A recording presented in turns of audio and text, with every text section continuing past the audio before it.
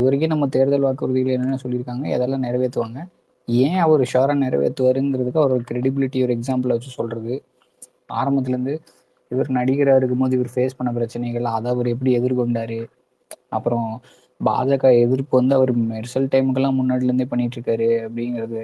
அந்த இது GST dialogue பேசும்போது இவருக்கு பிரச்சனை வந்துச்சு, அப்புறம் மெர்சல் மட்டும் ஹேஷ்டேக் எல்லாம் போட்டார்ல, அதெல்லாம் சொல்லிலாம் எக்ஸ்பிளைன் பண்ணேன். அப்போலேருந்தே அவரோட எதிர்ப்பு தெரிவிக்கிறாரு. பீஸ்ட் படத்தில் கூட ஃப்ளெக்ஸை கட் பண்ணும்போது ஆரஞ்சு ஃப்ளெக்ஸ் தான் இருக்கும், ஓகேவா? அந்த கத்தி வச்சு கிழிக்கும் போது ஒரு ஆரஞ்சு, அதுவே வந்து இதுதான் இந்த எதிர்ப்பு தான் அவர் வந்து இந்த மாதிரி சினிமா மூலமாக அவரோட எதிர்ப்பு வந்து விஷுவல் இதில் தெரிஞ்சுக்கிட்டே சொல்லிகிட்டே வந்தார், மக்கள்கிட்ட கொண்டு போய் சேர்த்துக்கிட்டே இருந்தார். ஸோ அவர் பல வருஷமாக அவரோட ஸ்டாண்ட் என்னங்கிறது தெளிவாக விளக்கிட்டு தான் இருந்தார். இவனையே திமுகவே வந்துட்டு அவருக்கு சரியாக தான் பண்ணுறாருன்னு அவருக்கு சப்போர்ட் பண்ணி பல வீடியோஸ் வந்து பேசியிருப்பாங்க. அந்த டைமில் அந்த கேஸ் அவர் எப்படி கொண்டாருங்கிறத பாராட்டி பேசுகிறேன். ஏன்னா அப்போ அது அவங்களுக்கு சாதகமாக இருந்துச்சு, பாஜக எதிர்ப்பு மனநிலை இருந்தனால இவரோட செயல்பாடுகளை வந்து திமுக வந்து பயன்படுத்திக்கிச்சு. இன்னைக்கு வந்து திமுக அவர் எதுக்குறாருங்கிறதும் அவங்கெல்லாம் வந்து மாற்றி பேசுகிறாங்க அப்படிங்கிறதையும் கொண்டு போய் சேர்த்தேன். வீடியோ ப்ரூஃபும் எடுத்து காட்டினேன், எல்லாமே யூடியூப்லேயே இருக்குது. அவங்க எல்லாத்தையும் அவங்க பார்த்துட்டு மோஸ்ட்லி கன்வின்ஸ் ஆயிடுறாங்க. அதுவே பாதி வேலையை செஞ்சுடுது, நான் எதுவும் செய்ய வேண்டிய அவசியம் இல்லை. இருக்கிற டேட்டாலாம் உங்களுக்கு தேவை மெமரி பவர். எப்பப்போ என்ன சம்பவம் நடந்துச்சு அதெல்லாம் நமக்கு ஞாபகம் இருக்கும்ல, அந்த வீடியோஸ் கிளிப்ஸ் எல்லாம் மட்டும் எடுத்து வச்சு குட்டி குட்டியாக நீங்கள் லோக்கல் ஃபோட்டோவில் போட்டு அதுக்கு தனியாக வச்சுக்கணும். அதை வந்து காட்டினீங்கனாலே போதும், அதை காட்டி அதை வச்சு எக்ஸ்பிளைன் பண்ணி பேசினாலே போதும். என்ன பண்ணிட்டாரு மக்களுக்குன்னு கேட்கும்போது, நீங்கள் பழைய போராட்டம், அவர் நடிகர், அவருடைய இப்போ எம்ஜிஆர் எப்படி அவரோட கொள்கைகளை சினிமா மூலமாக கொண்டு போய் சேர்த்தாரோ, அவர் கட்சியை ஆரம்பிச்சுட்டு கொண்டு போய் சேர்த்தாரு. இவர் ஆரம்பிக்கிறதுக்கு முன்னாடி இதுதான் நான் செய்ய போகிறேங்கிறத இன்டெரக்டாக மக்கள்கிட்ட மெசேஜாக சொல்லிகிட்டே வந்தார். அது கடைசியில் சொன்ன வார்த்தையை காப்பாற்றிட்டாரு. பிற நடிகர்கள் மாதிரி இல்லை, சொல்லாமல் திடீர்னு வர்றதோ இல்லை வரேன்னு சொல்லிட்டு வராமல் போகிறதோ ரெண்டுமே ஒத்து வராது. வரேங்கிறத வந்து டைரெக்டாக சொல்லாமல் இன்டெரக்டாக சிக்னல் கொடுத்துட்டே வந்துட்டு என்னோட கொள்கை தான், நான் இப்படிதான் இருக்க போகிறேன். அவர் எடுத்த கேரக்டர்ஸ் எல்லாமே எடுத்து பாருங்க, சமுதாய அக்கறையோடு இருக்கிறதா இருக்கும், புரியுதா? ஸோ அதெல்லாம் சொன்ன கடந்த 10 வருஷத்துல எஸ்பெஷலி எடுத்து பார்த்தா அப்படிதான் இருக்கும். ஸோ அதெல்லாமே வச்சிருக்கோம், பழைய படங்களும் ஞாபகப்படுத்தியிருக்கோம். நடிகர் நாடாளலாமா அது இதுங்கிறதெல்லாம் அந்த கேள்வியும் சில பேர்லாம் கேட்டாங்க. நான் சொன்னேன், இப்போ சட்டப்படி அது குற்றமா? இசிஐயே அவரோட அப்ளிகேஷன் ஏத்துக்குச்சு இல்லை, அப்போ அது சட்டப்படி குற்றம் இல்லை, யார் வேணா நாளைக்கு நீங்க கூட நாடு ஆளலாம். அந்த மாதிரி நாடு மாறணும், முதல்ல எளிய மக்களும் ஆள்ற மாதிரி மாறணும். இன்னைக்கு விஜயண்ண பெரிய ஸ்டேஜில் இருக்கிறனால அவர் வந்து போட்டி போடுற அளவுக்கு ஒரு ஸ்ட்ரென்த் இருக்கு. இதே நீங்க போய் திமுக அதிமுக மாதிரி 2 கட்சியை எதிர்த்து நீங்க போராட முடியுமா? முடியாது. ஏன்னா அவங்க அப்படி மாற்றி வச்சிருக்கிறாங்க அந்த களத்தை. அந்த களத்தை எல்லாருக்கும் சமமாக மாத்துறதுக்கு தான் இவர் வராரு அப்படின்னு சொன்னேன். அந்த மாதிரி சில விஷயங்கள் தான். அது சில பேர்கிட்ட பேசும்போது அவங்க கேட்குற கேள்வியை வந்து நீங்கள் தைரியமாக உள்வாங்கிட்டு அதுக்கான பதிலை நீங்கள் தெளிவாக கொடுக்க ரெடியாக இருந்தீங்கன்னா மட்டும்தான் அவங்களை நீங்கள் மாற்ற முடியும். அந்த கான்ஃபிடன்ஸ் முதல்ல நமக்கு வரணும், நாம ஸ்ட்ராங்காக நம்பணும், புரியுது? நாம் எதுக்காக நிற்கிறோங்கிறத மறக்கக்கூடாது. எந்த கேள்வி நம்மளுக்கு எதிராக வச்சாலும் அதுக்கு நம்மக்கிட்ட இப்போ நம்ம ஒரு ரீசன்னால தான் நீங்கள் என்ன நடந்தாலும் இவரை பிடிச்சி நிற்கிறோம். நாம என்ன ஆனாலும் இந்த மனுஷனோட இன்டெகிரிட்டிக்காக தானே இவர் கூட நிற்கிறோம். அப்போ எதுக்காக நம்ம நிற்கிறோன்னு நாம் ஞாபகப்படுத்திக்கிட்டாலே போதும். நம்ம மெமரியை மட்டும் ஃப்ரெஷ்ஷாக வச்சுக்கணும் எப்பயும். அப்பப்போ நம்மளோட வீடியோஸோ பழைய விஷயங்களையோ போய் ரீவிசிட் பண்ணிக்கிட்டே இருக்கணும், அது நல்லது. நமக்கு அரசியல்வாதிக்கு வந்து மெமரி ரொம்ப முக்கியம். நம்மலாம் ஃபர்ஸ்ட் ஜென்ரேஷன் வச்சுக்கோங்க. சொல்லப்போனால் விக்னேஷ் ப்ரோ கூட ரொம்ப வருஷமாக ட்ராவல் பண்ணுறாரு. நான்லாம் இப்போ தான் ஒரு 2 இயர்ஸாக விஜயனை வந்ததுனால இது வேண்டான்னு ஒதுங்கி இருந்தேன், இன்ட்ரெஸ்ட் இல்லாமல் இல்லை. நானும் ஒதுங்கி தான் இருந்தேன். எனக்கு வந்து ஒரு வெறுப்பு ஒன்று வந்துச்சு. அதான் சொல்றேன், எல்லாருக்குமே மனசுக்குள்ள வந்து ஒரு இது இருக்கும், ஒரு மாற்றம் வந்துடாதா வந்துடாதான்னு. ஃபர்ஸ்ட் டைம் ஓட்டர் கிடையாதா? ஆமா ஆமா, ஃபர்ஸ்ட் டைம் ஓட்டுறதாங்க, ஃபர்ஸ்ட் டைம் ஓட்டுறதாங்க. விக்னேஷ் ப்ரோ மறந்துட்டாரு, நீ எடுத்து விடுங்க நல்லா. இல்லதான் அந்த மாதிரி நீங்க வந்து நம்ம கட்சியை பத்தி தெரிஞ்சுக்கோங்க, நம்மளோட இது என்னன்னு தெரிஞ்சு ஞாபகம் வச்சுக்கோங்க. தேர்தல் அறிக்கையில சொன்ன சின்ன சின்ன விஷயங்கள், அது ஏன் அந்த தேர்தல் அறிக்கையில இடம் பெறுது அந்த ஒரு வாக்குறுதி, அதுக்கு கண்டிப்பா ஒரு காரணம் இருக்கும். எல்லாமே தாவேக்கார ரீசன் இல்லாம எதுவுமே இது வரைக்கும் செஞ்சது இல்லைங்க. மக்களை பாதிக்கிற விஷயம் இருக்குன்னா அதை அட்ரஸ் பண்றது தான் தாவேக்காவோட முதல் வேலை, சரிங்களா?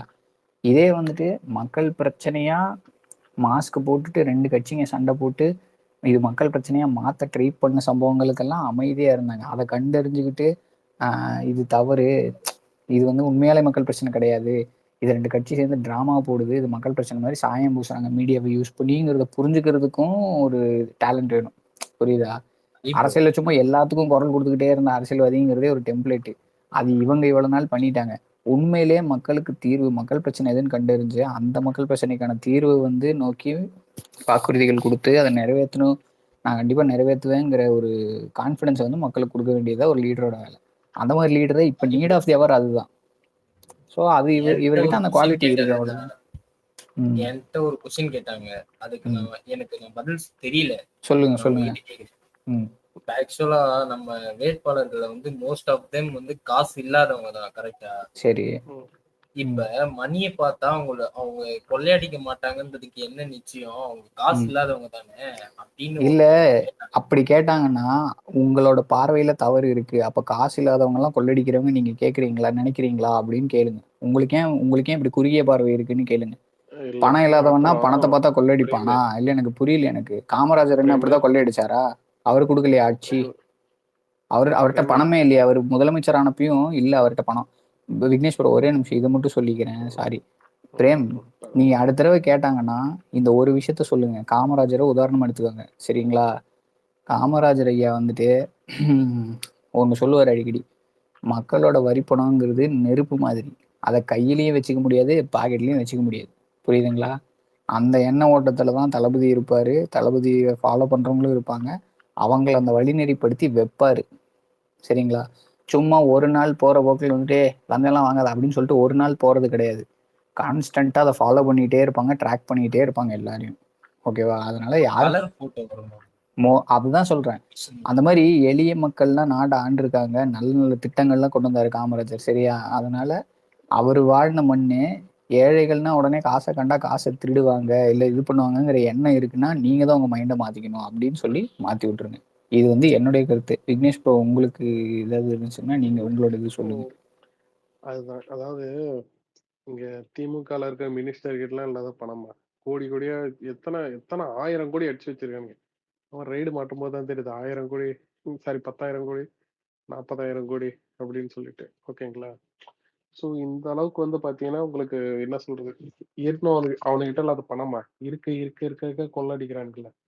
ஸோ இங்க பணம் இருக்கு இல்லைன்றது மேட்ரு கிடையாது. புரியுதுங்களா? இருக்கிறவன் தானே இங்க ஃபுல்லா அடிச்சுட்டு இருக்க திரும்ப திரும்ப அரசியல்வாதி. இப்ப இன்னொன்னு இருக்கு இல்லையா? இல்ல எனக்கு இந்த விஷயம் சொல்லிடுறேன். அதாவது காசு இல்லாதவன் திருடுவான்றதே பாத்தீங்கன்னா அது வந்து ஒரு தப்பான மனநிலை தானே. காசு இல்லாதவன் அதான் இன்னொன்னு, காசு இல்லாதவனுக்கு தானே கிரவுண்ட்ல இருந்து வந்திருப்பான். அவனுக்கு தானே இங்க வந்து இவ்வளவு தர கஷ்டப்பட்டான்ற ஒரு வலி இருக்கும். தான் பெற்ற வழியை வந்து மத்தவங்களுக்கு கொடுக்க கூடாதுன்னு சொல்லிட்டு அவனால தானே அது முடியும். அதாவது நீங்க எடுத்துக்கிட்டு பாத்தீங்க போனீங்கன்னா இன்னைக்கு திமுகல ஒரு மினிஸ்டர் இருக்காங்க பாத்தீங்களா? திமுக வரட்டும், அதிமுக வரட்டும், இங்க எல்லாருமே நெப்போ கிட்டுதான். ஓகேங்களா? அடுத்த கட்ட வாரிசு. உங்களுக்கு இன்னைக்கு வந்து பாத்தீங்கன்னா இல்ல நான் எக்ஸாம்பிள் சொல்லிடுறேன். இப்ப வந்து பாத்தீங்கன்னா இவரு என்ன சொல்ற அன்பில் மகேஷ் எடுத்துக்க போனா அவங்க தாத்தா வந்து பாத்தீங்கன்னா என்ன சொல்றது பொய்யாமொழி, சாரி இவரு தாத்தா வந்து பாத்தீங்கன்னா தர்மலிங்கம். ஓகேங்களா? அவங்க அப்பா வந்து பொய்யாமொழி. சோ அவங்க எல்லாமே பாத்தீங்கன்னா பரம்பரையா பாத்தீங்கன்னா அவங்க எல்லாம் பாத்தீங்கன்னா டிஎம்கே, அதாவது அந்த அந்த காலத்துலயும் மினிஸ்டர் குடும்பத்துல இது எம்எல்ஏவா இருந்தவங்க. சோ அதே குடும்பத்துல வந்து வரும்போது பாத்தீங்கன்னா அவங்க நெப்போ கிட்டு அவங்களுக்கு வந்து அதை வந்து படிச்சுட்டு வராங்க. இன்னைக்கு வந்து பாத்தீங்கன்னா வேலூர்ல வந்து பாத்தீங்கன்னா கண்படியில கதிரானந்த், யாரு துரைமுருகன் பையன், அவங்க எல்லாம் பாத்தீங்கன்னா மாட்டிக்கொள்ளாம லஞ்சம் வாங்குது எப்படின்னு சொல்லிட்டு படிச்சுட்டு வராங்க. இவங்க எல்லாம் நெப்போ கிட் ப்ராடக்ட் தான். ஓகேங்களா? அவங்களுக்கு மக்களோட வலி என்ன தெரிய போகுது? உங்களுக்கு உதயநிதியில இருந்து ஆனா கிரவுண்ட்ல இருந்து வந்தவனுக்கு தானே மக்களோட வலி தெரியும். பிரேம் சிம்பிளா 2 வரியில சொல்லிருங்க. தாஜ்மஹால் கட்டுனது கொத்தனாரு, ஷாஜகான் கிட்ட சொன்னா கூட ஒத்துப்பாரு, சரியா? கஷ்டப்பட்டு வர்றவன் தான் இந்த நாட்டை செதுக்கி மேல கொண்டு வந்து நிப்பாட்டியிருக்கான்.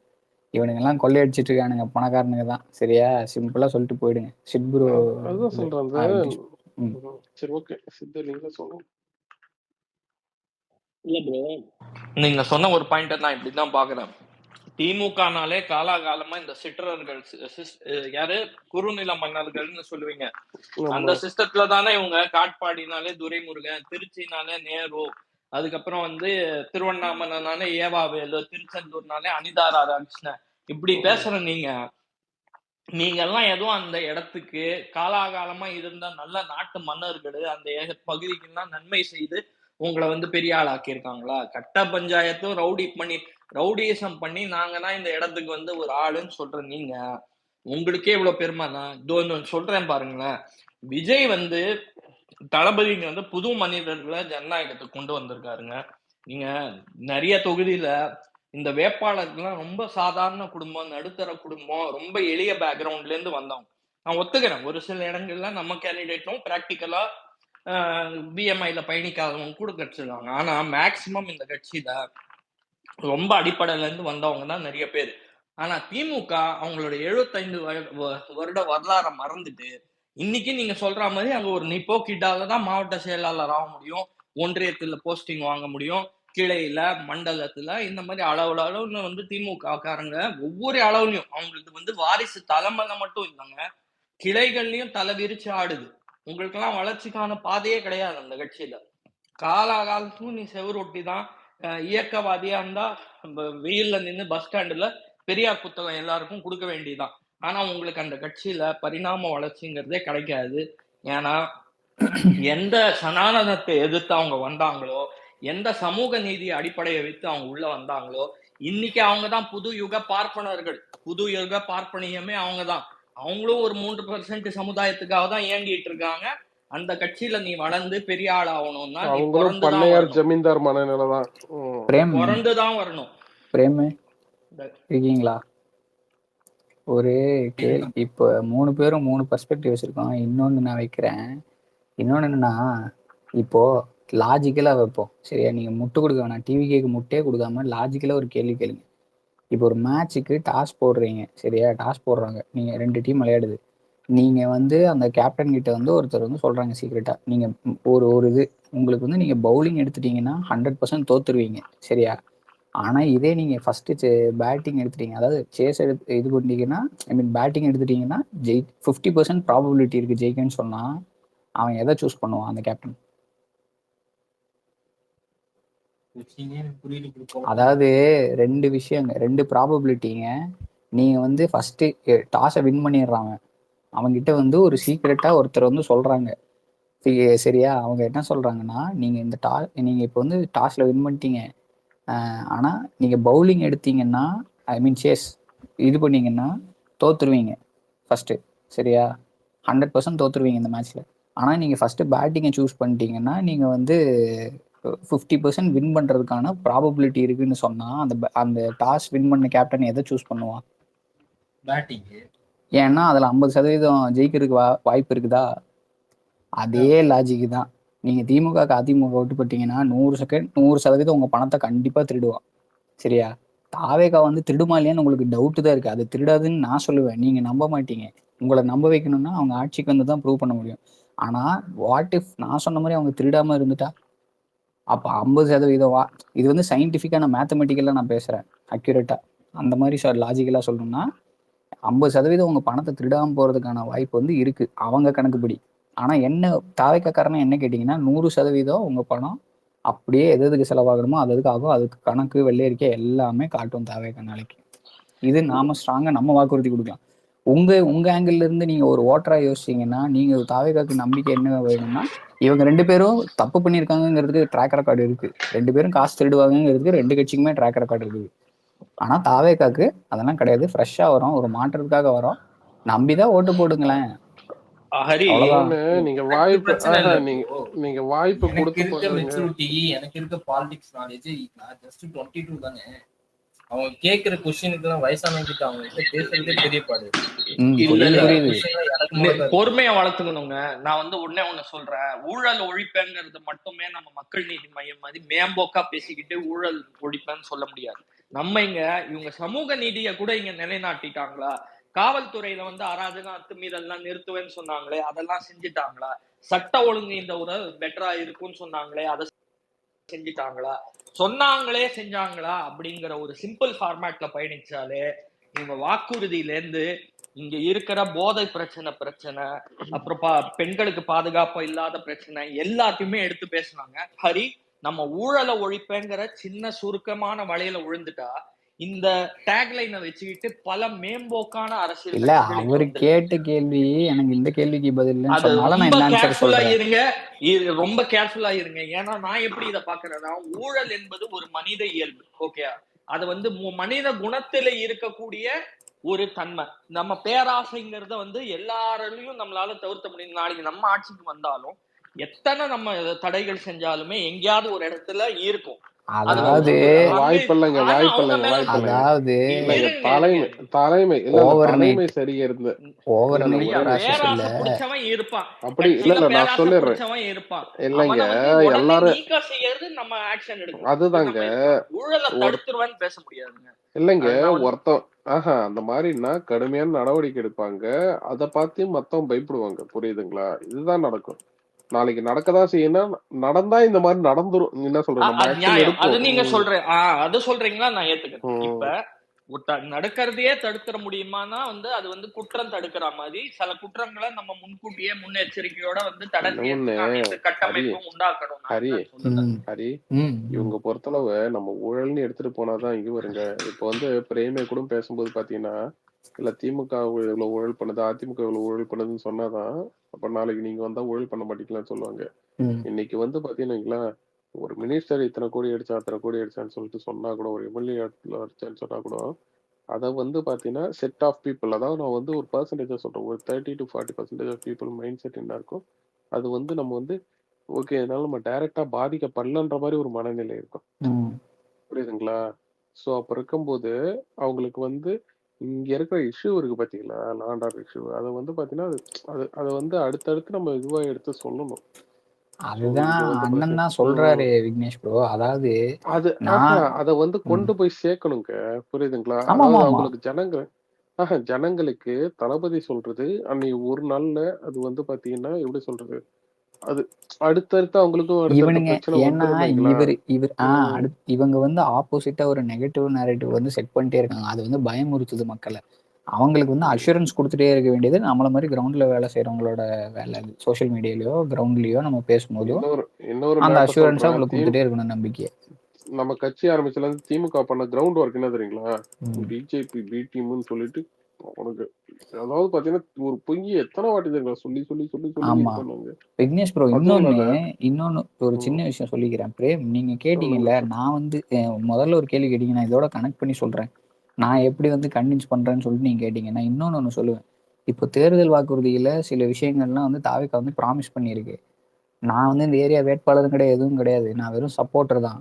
ஆனா என் வாய்ஸ் கூட டிவிகேல கேட்கும். நான் பேசுனேன்னா நான் சில பேர்கிட்ட என்னால கான்டாக்ட் பண்ணி இது பண்ண முடியும். இப்போ உங்களுக்கு நாளைக்கு இப்போ ஏதோ ஒரு சிக்கல்னால இப்போ நம்ம அன்னபூர்ணி சூப்பர் 6 உதாரணத்துக்கு 6 சிலிண்டர் வருஷத்துக்கு, அதில் ஏதாவது ஒரு மாதம் உங்களுக்கு மிஸ் ஆகுது, இல்லை ஏதாவது ஏதோ ஒரு டெக்னிக்கல் டிஃபிகல்ட்டினால அந்த மாதிரி ஆகும்ல, சில சமயம் அந்த மாதிரி ஆகுது, இல்லை ஏதாவது உங்களுக்கு பிரச்சனைன்னா நீங்கள் என்கிட்ட கொண்டு வந்தீங்கன்னா போதும். நான் கேரண்டி நான் தாவேக்கால பேசி என்னால் உங்களுக்கு அது சேர வேண்டியதை கரெக்டாக சேர்த்துட முடியும். என்னால் மிஸ் ஆகாது, எல்லாம் கரெக்டாக இருக்கும். ஆனால் என்னைக்காவது ஏதாவது ஒரு சின்ன ஏதோ ஒரு ஃபால்ட்டுனால வராமல் மிஸ் ஆச்சு இல்லை அந்த மாதிரினா என்ன நீங்கள் என்ன நம்பலாம். நான் கான்டாக்டில் இருக்கேன், டேரெக்டாக ஐடிவிங் சமூக ஊடக அணியில் இருக்கிறவங்களோட கான்டாக்டில் இருக்கிறேன். நான் சொன்னேன்னா அவங்க மேலே அந்த விஷயத்தை கொண்டு போய் சேர்த்துருவாங்க. அதனால் நீங்கள் என்ன நம்பி ஓட்டு போடலாம். ஏன்னா நான் லோக்கலில் தான் மோஸ்ட்லி பேசுகிறேன். அவங்களுக்கு என்னோட முகம் தெரியும், நான் யாருன்னு தெரியும், அவங்க நம்புகிறாங்க. நான் படிச்சிருக்கேன், நான் படிச்சிருக்கேங்கிறது அவங்களுக்கு தெரியும், நம்ம என்ன வேலை செய்கிறோன்னு தெரியும், நம்ம ஒரு நம்பிக்கை ஏரியாவில் நல்ல பையன் அந்த மாதிரி ஒரு இது இருக்கும்ல நமக்கும் இமேஜ். அப்போ இவங்க டெசிஷன் மேக்கிங் என்ன இருக்குது, இந்த காலத்து பசங்க படித்தவங்களாம் இவ்வளோ தெளிவாக யோசிக்கிறாங்கிற இமேஜும் அங்கே நான் கட்டமைக்கிறேன். புரியுதுங்களா? அப்போது நம்ம அது வழியே கொண்டு போய் சேர்த்தும் போது ஓகே நமக்கு தான் பிரச்சனைனா இந்த பையன் தான் பார்க்குறாங்கிறானே போடுவோமே அப்படின்லாம் சொல்கிறாங்க. ஒரு வீட்டில் ஒரு ஆண்டி அந்த அங்கிள் ரொம்ப யோசிச்சாரு. அப்போ அவங்க ஒய்ஃப் தான் சொன்னாங்க, அதான் அவன் தான் சொல்கிறான் இல்லை, அரிதான் பார்த்துப்பான், நீங்கள் சொல்லுங்கள் போடுவோமே ஒரு தடவை, என்ன குடிமொழிக்கு போய்டும், எல்லாத்தையும் இழந்துட்டு தானே உட்காந்துருக்கோம். அவங்களாம் சொந்த வீடு வச்சுக்கிறாங்க, ஹவுசிங் டேக்ஸ் எல்லாம் ஏறி தானே கிடக்குது, வீட்டு வரி இவ்வளோ ஏறி இருக்குது, தண்ணிக்கு இவ்வளவு கட்டிட்டு இருக்கிறோம். இது அது இந்த மாதிரி விஷயங்கள் தான் நீங்க எடுத்து சொல்லணும். டைரக்டா ஊழல் மொட்டையா சொன்னா இதாயிடும். ஓகேங்களா? கரண்ட் பில்ல கட்டின வழி அவங்களுக்கும் இருந்திருக்கும், அதுதான் விலைவாசி ஏறின வழி அவங்களுக்கும் இருந்திருக்கும், போட்டு அதிகமான வழி அவங்களுக்கும் இருந்திருக்கும். சிலிண்டர் விலையே ஏறி போச்சு விக்னேஷ் ப்ரோ, இப்ப 60 ரூபாய் ஏறிடுச்சு இல்லப்பா. அந்த மாதிரி தினசரி வாழ்க்கையில அன்றாட வாழ்க்கையை பாதிக்கிற பிரச்சனைகள் எது, நம்ம கஷ்டப்படுறோம்னா அவன் சொந்த வீடு கட்டினா அவனும் சந்தோஷமா இருக்கலாம் கிடையாது, இவங்களுக்கு உண்டான கஷ்டத்தை கொடுத்துட்டு தான் இருக்காங்க. யாருமே சந்தோஷமா இல்லை. ஏங்க நான் அடிக்கடி ஒண்ணு சொல்லுவேன், இந்த 200 கோடி ரூபாய் சம்பளம் வாங்குற ஹீரோல ஆரம்பிச்சு இருக்கிறதுலே கம்மியா சம்பளம் வாங்குற தூய்மை பணியாளர் வரைக்கும் இவங்க பிரச்சனை கொடுத்துட்டு தான் இருக்காங்க. யாருமே நிம்மதியா இல்லை. சரியா? அவ்வளவுதான். திமுககாரங்க கூட சந்தோஷமா இல்லைங்க. நான் வந்து ஒண்ணு சொல்லிக்கிறேன். திமுக காரங்க கட்சின்னு நீங்க கேட்டீங்கனாலே அவன் வீடு ஓட்ட வீடா இருக்கும், தண்ணி வராது, நிறைய பிரச்சனை இருக்கும். முட்டு கொடுத்து பழகிட்டான், மனசாட்சி இல்லாம பேசி பழகிட்டான். யோ பேசியா, நான் உன்னையும் மனிதனா நினைச்சுதான் வந்து இங்க உண்மையா பேச சொல்றேன்னா சில இடங்கள்ல வந்து பிரேக் ஆகி முகமுடிய கழட்டிட்டான். ஆமாங்க, எங்களுக்கு அடித்தட்டு பிரச்சனை இருக்குங்க, அடிப்படை பிரச்சனை இருக்கு, காசு கொடுத்து வாங்கிடுறாங்க. அதாவது 5000 சர்க்கார் படத்துல சொல்ற மாதிரி 5000 3000 இதெல்லாம் கொடுத்துட்டா நீ மக்களோட நான் என்ன சொல்றேன், மக்களை இங்க வந்து வாங்குவதற்கான பொருளா பார்க்காத, மனிதர்களா பாரு.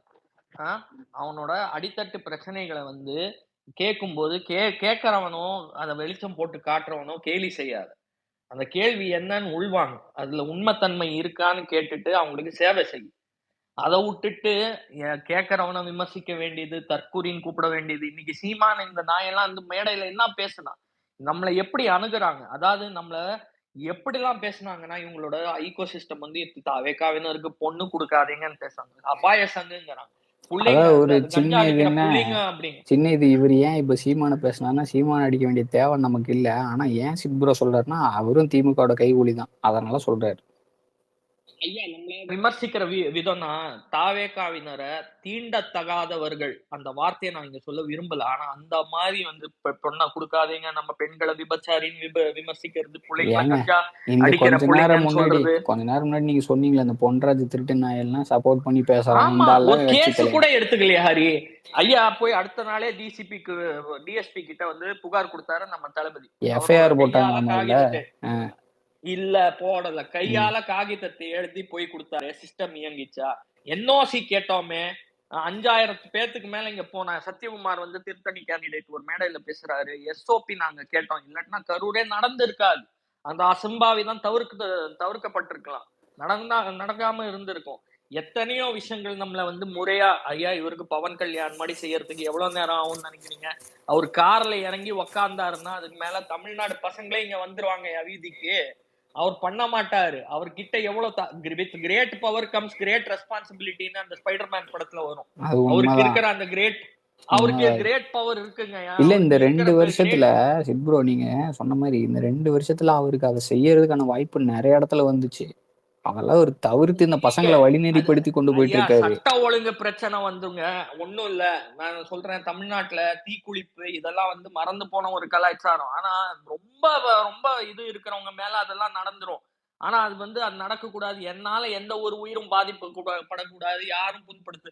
அவர் எப்படி எவ்வளவு சிம்பிளா என் மேல 1008 விமர்சனங்கள் வீசுறாங்க, சாக்கடை சேர வீசுறாங்க, மறந்துட்டு போங்கய்யா உங்க லைஃப பாருங்க, நான் பேசுற அரசியலை பாத்துக்கோங்க, நான் அதை பாத்துக்கிறேன்னு சொல்றாரு. அந்த உயர்ந்த மனதுதான் அவருது.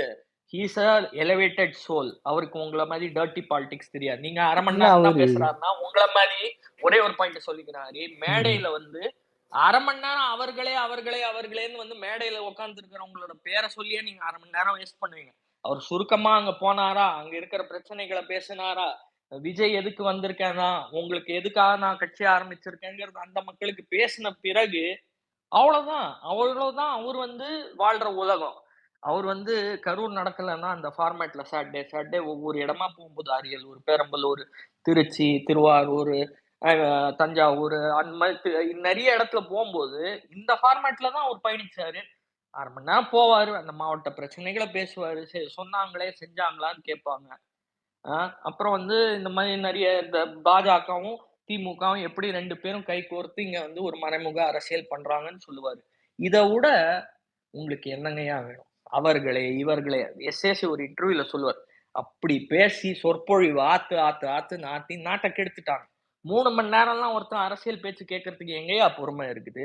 என் தளபதி வந்து கரெக்டா சொல்றாரு, போறாரு, he's doing it, support him if you can. அவ்வளவுதான் நான் சொல்லுவேன். அதை சப்போர்ட் செய்ய வேண்டியது நம்ம கடமை. கண்டிப்பா கண்டிப்பா. நான் கேள்வி கேட்டு ஆதி ஓட்டான்.